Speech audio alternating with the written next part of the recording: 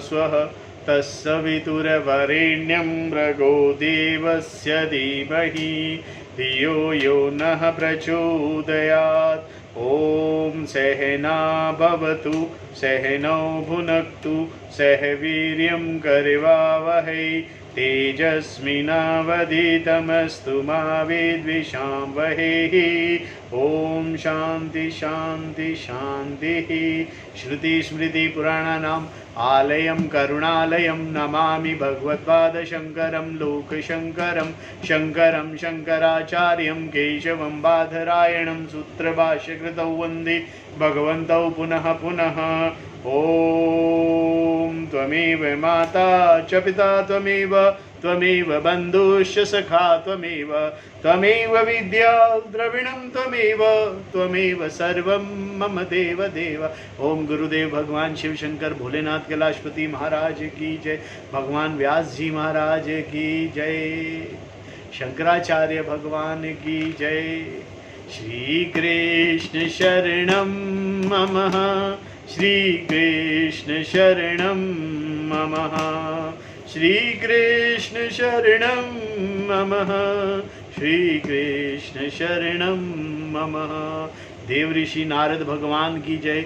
श्री सूत जी महाराज की जय। शौनक आदि ऋषियों की जय। भगवान व्यास जी महाराज की जय। शुक्रदेव भगवान की जय। शंकराचार्य भगवान की जय। स्वामी चिन्मयानंद भगवान की जय। स्वामी दयानंद भगवान की जय। स्वामी प्रबुद्धानंद भगवान की जय। स्वामी शुद्धानंद भगवान की जय। साध्वी आनंद ज्योति जी की जय। माता पिता की जय। सभी गुरुदेवताओं की जय।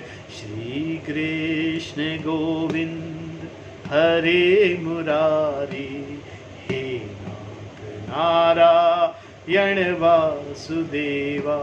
श्री कृष्ण गोविंद हरे मुरारी हे नाथ नारायण वासुदेवा। श्री कृष्ण गोविंद हरे मुरारी हे नाथ नारायण वासुदेवा। श्री कृष्ण गोविंद हरे मुरारी हे नाथ नारायण वासुदेवा। श्रीमद् भागवत कथा तृतीय स्कंद और तृतीय स्कंद के 27वें अध्याय को हम करेंगे।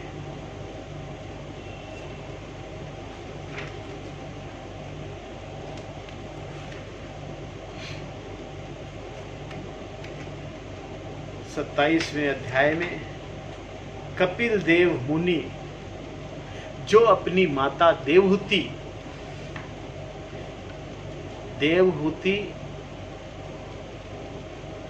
मनु और शत्रुपा महारानी शत्रुपा की पुत्री जो कद्रम ऋषि जी से विवाह हुआ, जिनका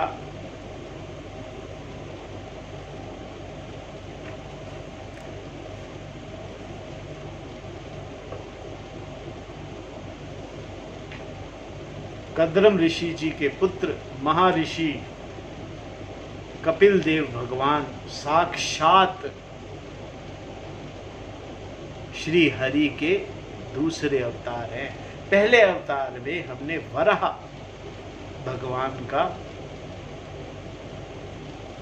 भगवान की कथा पढ़ी थी। वराह अवतार में भगवान पृथ्वी का उद्धार करने के लिए वराह का अवतार लेते हैं। और पृथ्वी का अवतार किस लिए करना होता है? क्योंकि मनु और शत्रुपा को संतान परंपरा द्वारा इस जगत को आगे बढ़ाना होता है। तो वो कहाँ बढ़ाएंगे? पृथ्वी पर। उनके लिए पृथ्वी का उद्धार करने के लिए भगवान को वराह का अवतार लेकर आना पड़ा। और भगवान ने पृथ्वी का उद्धार किया और पृथ्वी पर महाराजा मनु और महारानी शत्रुपा की 3 पुत्रियां थी और 2 पुत्र थे। और उनकी एक पुत्री का नाम था देवहूति। देवहूति का विवाह महर्षि कद्रम जी से किया जाता है, कर्दम जी से। और कर्दम जी के पुत्र होते हैं भगवान स्वयं कपिल मुनि जी भगवान अवतरित होते हैं सांख्य शास्त्र का ज्ञान देने के लिए इस जगत को। और वो इस ज्ञान में सबसे पहले देवहूति को भक्ति योग के बारे में बताते हैं। भक्ति योग जो है किस तरह से भक्ति करने से वैराग उत्पन्न होता है,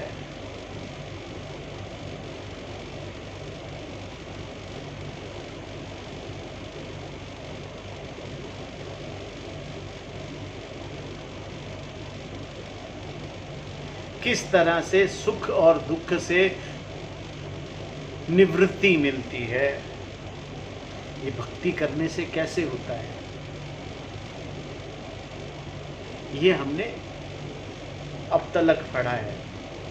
अब हम आगे की कथा पढ़ेंगे जिसमें प्रकृति पुरुष के विवेक से मोक्ष की प्राप्ति का वर्णन होगा।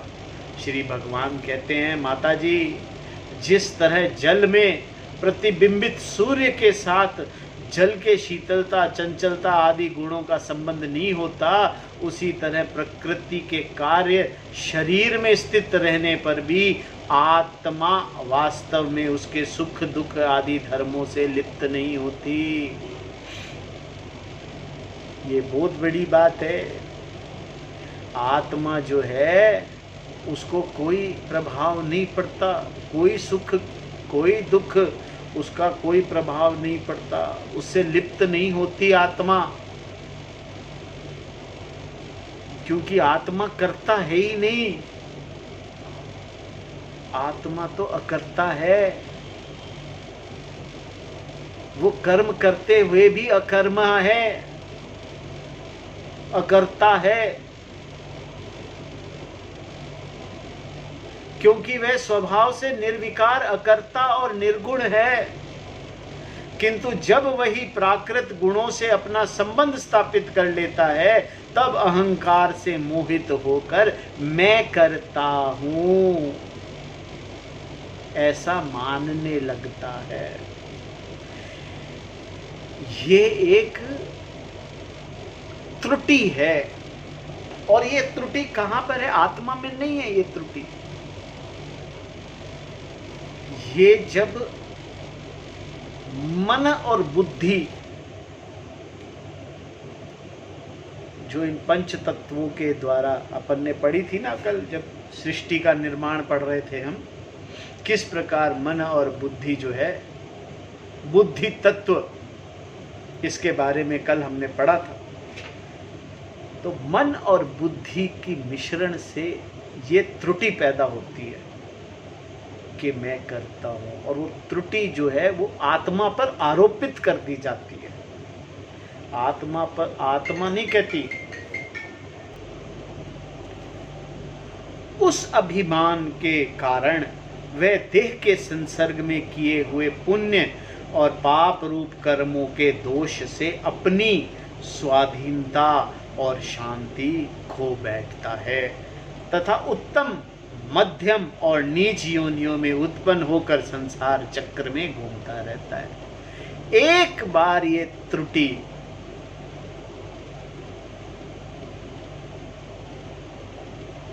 जब तक ये त्रुटि दूर नहीं होएगी, तब तक संसार का चक्र चलता रहेगा। और एक बार त्रुटि, एक बार क्या त्रुटि ठीक हुई और हमेशा के लिए, ज्ञान इज फॉर एवर।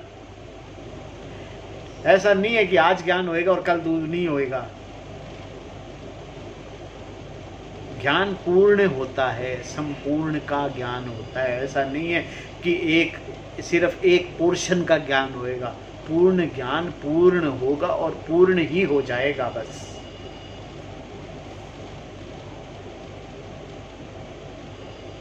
जिस प्रकार स्वप्न में भय, शोक आदि का कोई कारण न होने पर भी स्वप्न के पदार्थों में आस्था हो जाने के कारण दुख उठाना पड़ता है, उसी प्रकार भय, शोक, अहम, मम एवं जन्म मरण आदि रूप संसार की कोई सत्ता न होने पर भी अविद्यावश विषयों का चिंतन करते रहने से जीव का संसार चक्र कभी निवृत्त नहीं होता। इसीलिए बुद्धिमान मनुष्य उचित है कि असन्मार्ग विषय चिंतन में फंसे हुए चित्त को तीव्र भक्ति योग और वैराग्य के द्वारा धीरे धीरे अपने वश में कर लेवे। यमादि योग साधनों के द्वारा श्रद्धा पूर्वक अभ्यास चित्त को बारंबार एकाग्र करते हुए मुझसे सच्चा भाव रखने मेरी कथा श्रवण करने, समस्त प्राणियों में समभाव रखने, किसी से वैर न करने, आसक्ति के त्याग, ब्रह्मचर्य, मौन व्रत और बलिष्ठ अर्थात भगवान को समर्पित किए हुए स्वधर्म से जिससे ऐसी स्थिति प्राप्त हो गई है कि प्रारब्ध के अनुसार जो कुछ मिल जाता है उसी में संतुष्ट रहता है, परिमित भोजन करता है, सदा एकांत में रहता है, शांत स्वभाव है, सबका मित्र है, दयालु है और धैर्यवान है, प्रकृति और पुरुष के वास्तविक स्वरूप को अनुभव से प्राप्त हुए तत्व ज्ञान के कारण स्त्री पुत्र आदि संबंधियों से के सहित इस देह में मेरापन का मिथ्या अभिनिवेश नहीं करता, बुद्धि की जागृत आदि अवस्थाओं से भी अलग हो गया है तथा परमात्मा के सिवा और कोई वस्तु नहीं देखता, वह आत्मदर्शी मुनि नेत्रों से सूर्य को देखने की भांति अपने शुद्ध अंतकरण द्वारा परमात्मा का साक्षात कर उस अद्वितीय ब्रह्म पद को प्राप्त हो जाता है। जो देह आदि संपूर्ण उपाधियों से पृथक अहंकार आदि मिथ्या वस्तुओं से सत्य रूप से भासने वाला जगत कारण भूता प्रकृति का अधिष्ठान महदादि कर्म कार्य वेग का प्रकाशक और कार्य कारण रूप संपूर्ण पदार्थों में व्याप्त है।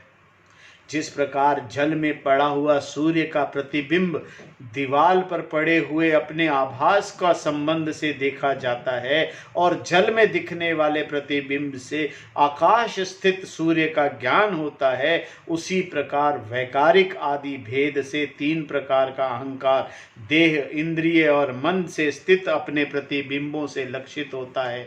फिर सत्य परमात्मा के प्रतिबिंब युक्त उस अहंकार के द्वारा सत्य ज्ञान स्वरूप परमात्मा का दर्शन होता है, जो सुषुप्ति के समय निद्रा से शब्द आदि भूत सूक्ष्म इंद्रिय और मन बुद्धि आदि के अव्यकृत में लीन हो जाने पर स्वयं जागता रहता है और सर्वथा अहंकार शून्य है।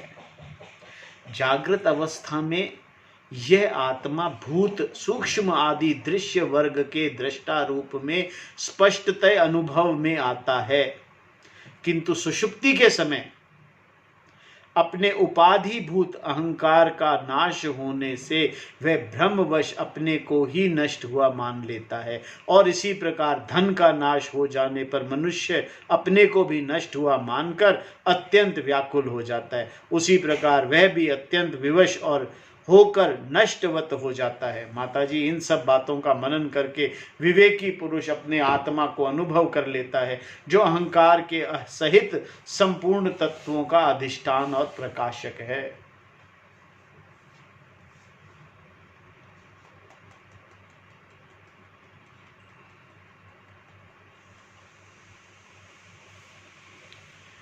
देवहूति ने पूछा, प्रभु, पुरुष और प्रकृति दोनों ही नित्य और एक दूसरे के आश्रय से रहने वाले हैं, इसीलिए प्रकृति तो पुरुष को कभी छोड़ ही नहीं सकती।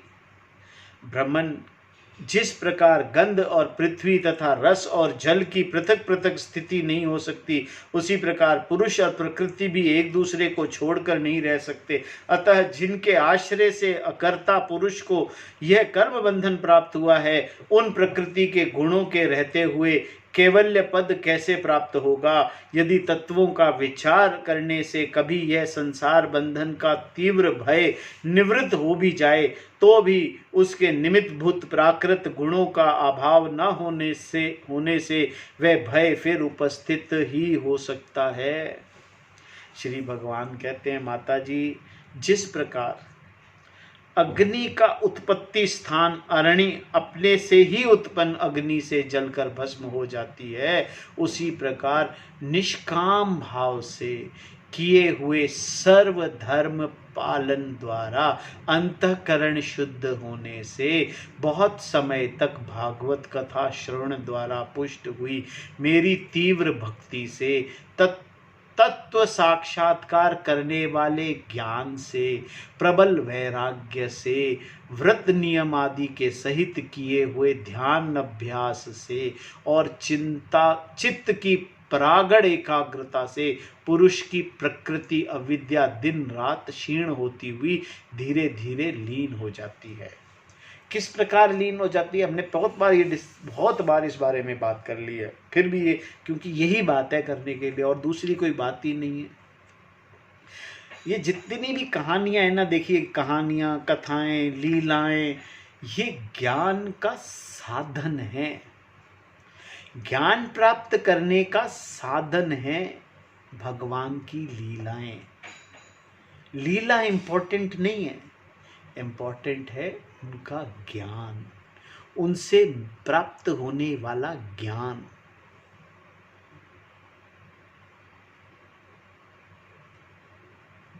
राम ने रावण को मारा या नहीं मारा, ये तर्क का इशू करते रहिए कि भगवान राम हुए नहीं हुए, लेकिन ये समझ की बात है कि ज्ञान ने ब्रह्म अस्त्र द्वारा रावण को मारा, अज्ञान को मारा। ब्रह्म ज्ञान के द्वारा ही अधर्म को मारा जा सकता है, अज्ञान को मारा जा सकता है। किस ज्ञान द्वारा? ब्रह्म ज्ञान द्वारा। कहते हैं ब्रह्म अस्त्र चलाया भगवान राम ने। तो पुरुष, जब भगवान राम ने उसको, रावण को, अज्ञान को किससे मारा? ब्रह्म अस्त्र से, ब्रह्म ज्ञान से मारा। उससे पहले उन्हें मार रहे थे तो उसकी डिजायर बार बार खड़ी हो जाती है। एक मुंह काटते हैं, दूसरा आ जाता है, दूसरा काटते हैं, तीसरा आ जाता है, चौथा आ जाता है। इस तरह से इच्छाएं जो है वो बार बार आती रहती है और बार बार भगवान तीर चलाते रहे, लेकिन मरे ही नहीं रावण। तो फिर कैसे मरा? ब्रह्म अस्त्र चलाया। ब्रह्म मने ब्रह्म का ज्ञान, ब्रह्म अस्त्र, ब्रह्म अस्त्र, अस्त्र मने यहां पर ज्ञान से है। ब्रह्म अस्त्र चलाया, ब्रह्म का ज्ञान जब उसको जाके लगा तो वो नाश हो गया। अज्ञान का नाश होना, रामायण में अज्ञान का नाश होना इंपॉर्टेंट है। कहानी होना इंपॉर्टेंट है, ज्ञान, कहानी साधन है, ज्ञान को समझने समझाने के लिए साधन है। ये जितनी भी कथाएं हैं, भगवान की लीलाएं हैं, ये साधन हैं ज्ञान प्राप्त करने के लिए। और ये ज्ञान कब प्राप्त हो सकता है? बार बार इस बात को हम करेंगे कि ज्ञान प्राप्त करने के लिए सबसे पहले ऐसा नहीं है कि मैं तो सन्यासी बन जाता हूँ। अर्जुन ने बोला कि इनको मारने से अच्छा है तो मैं तो सन्यासी बन जाऊं, तो ये सब मारने की जरूरत ही नहीं पड़ेगी। नहीं, सन्यासी बनने से ज्ञान प्राप्त नहीं होगा। ज्ञान तो श्रवण, मनन, चिंतन करने से होगा। शास्त्र का श्रवण, मनन, चिंतन करने से ज्ञान प्राप्त होगा। कर्म तो करना ही है। अब कर्म करते करते किस तरह से होगा? पहले तो कर्म, नित्य कर्म करिए। जो भी कर्म करना है उसे करना ही करना है। गृहस्थी संभालनी है तो संभालनी है। सन्यासी का कर्म पढ़ाना है, पढ़ना है, वो सन्यासी का कर्म है। हम गृहस्थ हैं, हमारा गृहस्थी संभालना कर्म है। लेकिन ये कर्म, नित्य कर्म जो है, अगर हम उन्हें निष्काम भाव से, बिना किसी बहुत बड़ी इच्छाओं के, इच्छाओं बहुत बड़ी हो छोटी हो इच्छाओं के, निष्काम भाव से, प्रार्थनात्मक तरीके से भगवान को समर्पित करते हुए हम अपने गृहस्थ को चलाने वाले कर्म, उसमें सारे कर्म है, मैं सिर्फ एक आध दो चार कर्मों की बात नहीं कर रहा हूं, जो भी कर्मों को करना है उन कर्मों को निष्काम भाव से, प्रार्थनात्मक तरीके से भगवान को समर्पित करते हुए करते रहने से वो कर्म कर्म योग बन जाएंगे, वो कर्म योग हो जाएंगे। उनसे जो फल प्राप्त होगा, जो आपने तो फल की अब कोई इच्छा नहीं है, पर आपकी गृहस्थी चलती रहेगी, ये भगवान ध्यान रखेंगे।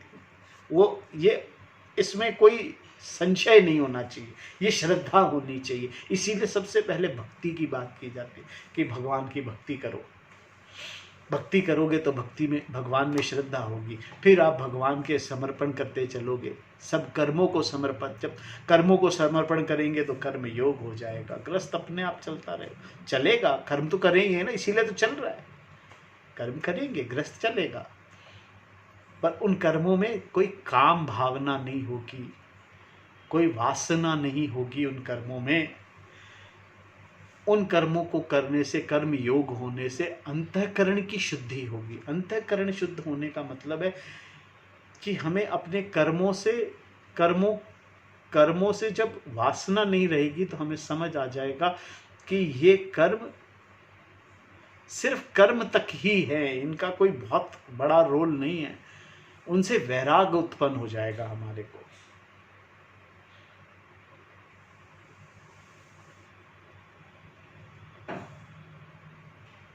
जब अंतःकरण शुद्ध होगा तो धीरे धीरे वैराग होने लगेगा, कर्मों से वैराग होगा। वैराग होने से विवेक बुद्धि होगी कि ये तो हमारे मतलब की चीज नहीं है, ये कर्म तो हमारे लिए, ये कर्म मुझे किसी दिशा में नहीं ले जा रहे। तब जिज्ञासा उत्पन्न होनी शुरू होगी कि ये फिर कौन से कर्म करने के लिए मैं कौन हूँ, कौन से कर्मों के लिए मैं इस पृथ्वी पर आया हूँ, इस धरती पर हूँ। क्या है ये धरती, क्या है ये संपूर्ण जागृत, ये सृष्टि क्या है, इसको जानने की जिज्ञासा होगी। और जब जिज्ञासा होगी तो श्रवण करना शुरू करेंगे। श्रवण करना, स्टार्टिंग में ये कथाएं सुनेंगे, इन कथाओं से पहले भक्ति होती है, पर फिर बाद में इनसे ज्ञान भी होता है। इन धीरे धीरे सृष्टि की रचना कैसे होती है, सृष्टि के बारे में समझेंगे, पुरुष के बारे में समझेंगे, विराट भगवान के विराट रूप के बारे में समझेंगे और ज्ञान प्राप्त होगा। ज्ञान जो है वो बंधन जो हम जिसमें बंधे हुए हैं, कर्म बंधन से मुक्त जो करेगा वो ज्ञान है। और जब हम कर्म बंधन से मुक्त हो जाएंगे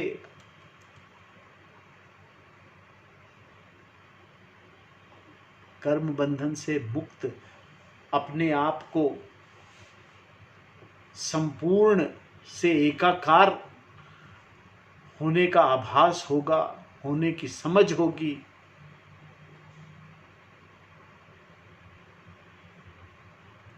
तब हमें ज्ञान होगा। उस ज्ञान से हमारी त्रुटि के हम अलग हैं, मैं करता हूं, ये कर्तापन की त्रुटि जो है ये खत्म हो जाएगी। और जब ये त्रुटि खत्म हो जाएगी तो ज्ञान हो जाएगा।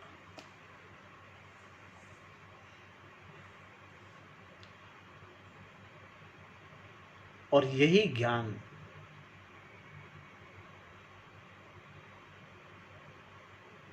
श्रवण से, मनन से, चिंतन से ही प्राप्त होगा। भक्ति करने से, कर्म करने से ज्ञान प्राप्त नहीं होगा। ज्ञान तो चिंतन, मनन और श्रवण करने से होगा। भक्ति करने से, कर्म करने से, कर्म योग करने से, ये सब साधन है। भक्ति एक साधन है जो ज्ञान की तरफ बुद्धि को विवेकपूर्ण बनाती है। फिर नित्य प्रति दोष दिखने से भोग कर त्यागी हुई वह प्रकृति अपने स्वरूप में स्थित और स्वतंत्र बंधन मुक्त हुए उस पुरुष का कुछ भी नहीं बिगाड़ सकती।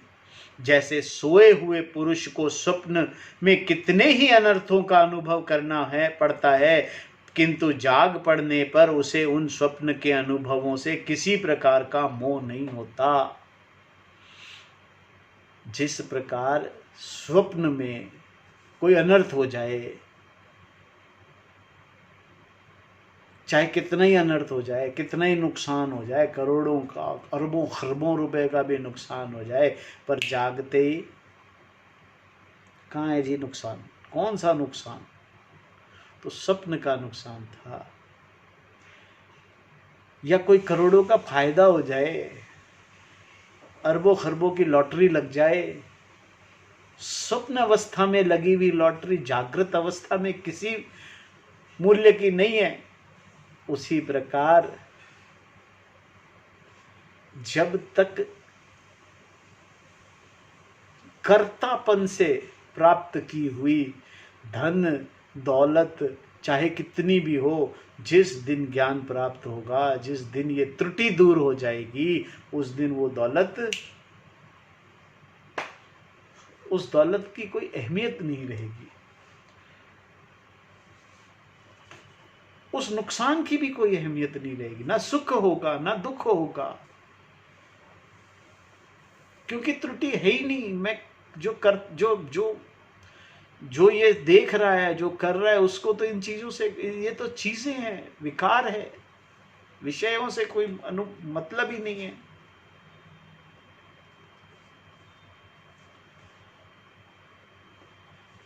जिस प्रकार जागृत अवस्था में स्वप्न की प्राप्त चीजों का कोई मोह नहीं होता, उसी प्रकार ज्ञानी को जागृत अवस्था की विषयों का कोई मोह नहीं होता।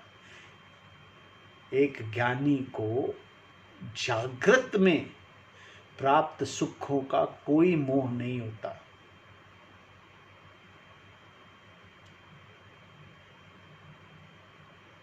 चाहे कितने ही धन हो, कितना ही बड़ा बंगला हो, कितना ही गद्देदार बिस्तर हो, कितना ही स्वादिष्ट भोजन हो, ज्ञानी को कोई फर्क नहीं पड़ता।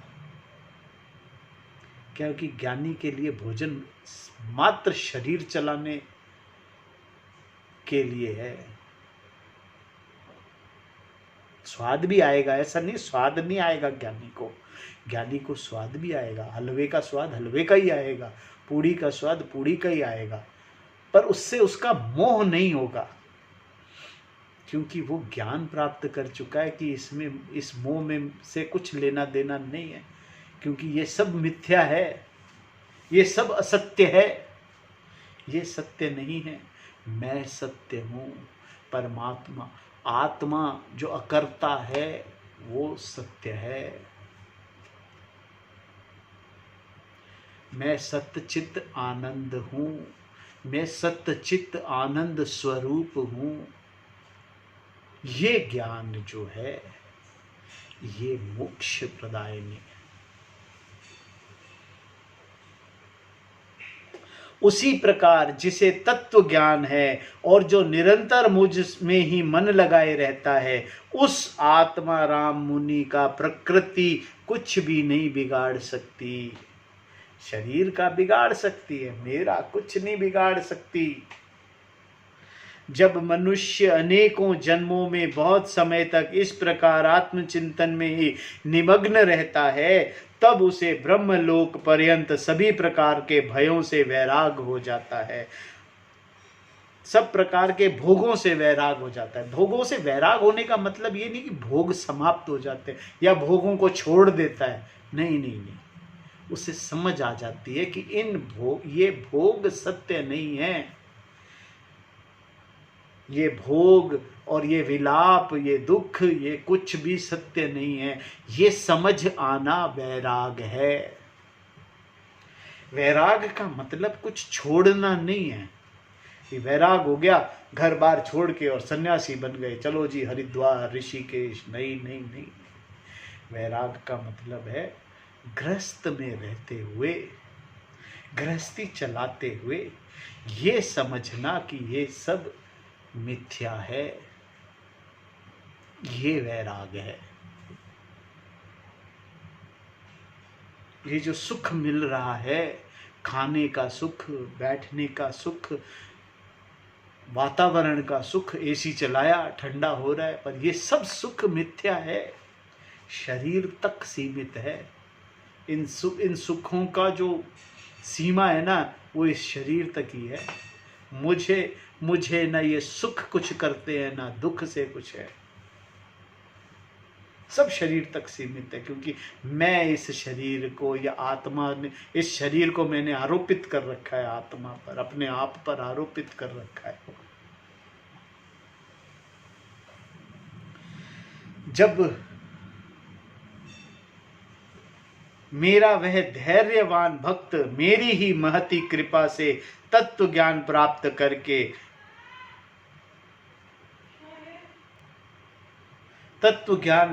करके आत्म अनुभव के द्वारा सारे संशयों से मुक्त हो जाता है, और फिर लिंग देह का नाश होने पर एकमात्र मेरे ही आश्रित अपने स्वरूप भूत केवल्य संज्ञक मंगलमय पद को सहज में ही प्राप्त कर लेता है, जहां पहुंचने पर योगी फिर लौटकर नहीं आता। माताजी, यदि योगी का चित्त योग साधना से बढ़ी हुई मायामयी अणिमादि सिद्धियों में, जिनकी प्राप्ति का योग के सिवा दूसरा कोई साधन नहीं है, नहीं फंसता, तो उसे मेरा वह अविनाशी परम पद प्राप्त होता है, जहां मृत्यु की कुछ भी दाल नहीं गलती। जब तत्व ज्ञान का अनुभव, तत्व ज्ञान का मतलब है जब परमात्मा का अनुभव, देखिए शब्दों में समझा दिया, शब्द का ज्ञान हो जाना आसान है, शब्द का ज्ञान तो हो गया, पर शब्द के उस ज्ञान का अनुभव होना, और फिर शब्दों का भी नहीं रहना। जब ज्ञान होता है तो ज्ञान शब्द का भी कोई अस्तित्व नहीं रहता, शब्दों का अस्तित्व भी नहीं रहता, वाक्यों का भी अस्तित्व नहीं रहता, ब्रह्म वाक्य का भी कोई अस्तित्व नहीं रहता। जो इन सब चीज़ों की समझ रखता है, जिसको तत्व का अनुभव हो जाता है, जो तत्वलीन हो जाता है, उसको जन्म मृत्यु इन सब से कुछ फर्क नहीं पड़ता। मृत्यु भी उसका दाल नहीं, मृत्यु की भी उधर दाल नहीं गलती। ये भगवान कपिल अपनी माता देवहूति को ज्ञान दे रहे हैं। ये है 27वां अध्याय जो हमने आज अभी किया।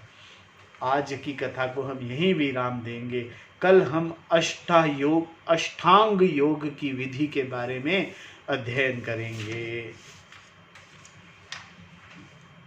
ओम नमो भगवते वासुदेवाय। ओम नमो भगवते वासुदेवाय। ओम नमो भगवते वासुदेवाय। ओम नमो भगवते वासुदेवाय। श्री कृष्ण गोविंद हरे मुरारी, हे नाथ नारायण वासुदेवा। श्रीमन्नारायण नारायण नारायण, श्रीमन्नारायण नारायण नारायण, भजमन्नारायण नारायण नारायण। आरती अति पावन पुराण की, धर्म भक्ति विज्ञान खान की। आरती अति पावन पुराण की, धर्म भक्ति विज्ञान खान की। महापुराण भागवत निर्मल शुक मुख विगलित निगम कल्प फल, परमानंद सुधारसमय कल लीलारति रस रस निधान की। आरती अति पावन पुराण की, धर्म भक्ति विज्ञान खान की, कलिमल मथ नित्रिताप निवारिणी, जन्म मृत्युमय भव भयहारिणी, सेवत सतत सकल सुखकारिणी, सौमौषधि हरिचरित गान की, आरती अति पावन पुराण की, धर्म भक्ति विज्ञान खान की, विषय विलास मोह विनाशिनी, विमल विराग विवेक विकाशिनी, भगवत तत्व रहस्य प्रकाशिनी, परम ज्योति परमात्म ज्ञान की, आरती अति पावन पुराण की, धर्म भक्ति विज्ञान खान की, परमहंस मुनि मन उल्लासिनी, रसिक हृदय रस रास विलासिनी, भुक्ति मुक्ति रति प्रेम सुदासिनी, कथा किंचन प्रिय सुजान की, आरती अति पावन पुराण की, धर्म भक्ति विज्ञान खान की, आरती अति पावन पुराण की, धर्म भक्ति विज्ञान खान की। ओम नमो भगवते वासुदेवाय, ओम नमो भगवते वासुदेवाय। ओम तत्सत। ओम पूर्णमदः पूर्णमिदं पूर्णात् पूर्णमुदच्यते पूर्णस्य पूर्णमादाय पूर्णमेवावशिष्यते। ओम शांति शांति शांति। ओम नमो वासुदेवाय। ओम तत्सत। ओम गुरुभ्यो नमः। हरि ओम तत्सत। ओम श्रीमन्नारायण नारायण नारायण, भजमन नारायण नारायण नारायण।